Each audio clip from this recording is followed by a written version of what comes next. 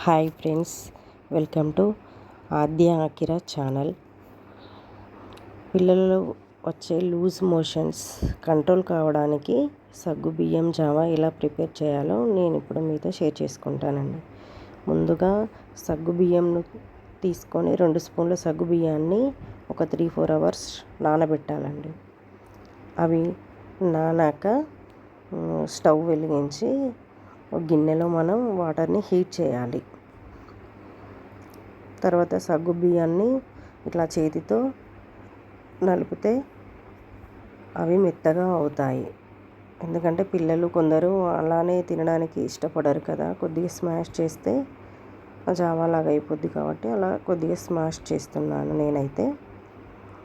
Next water heat అయ్యాక మనం సగ్గు బియ్యాన్ని అందులో వేసేయాలండి. వేసేసి ఒక 10-15 మినిట్స్ అలా కలుపుతూ ఉండాలి.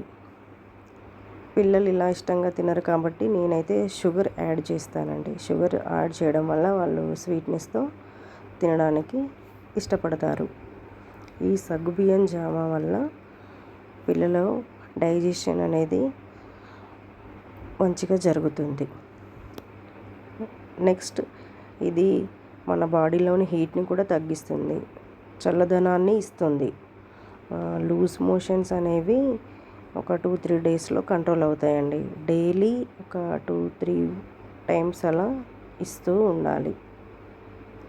ఇవ్వడం వల్ల పిల్లలు వచ్చే లూజ్ మోషన్స్ కంట్రోల్ అవుతూ ఉంటాయి. అకిరా చూడండి ఎలా తింటున్నాడు ఇష్టంగా, స్వీట్ అంటే చాలా ఇష్టం కాబట్టి.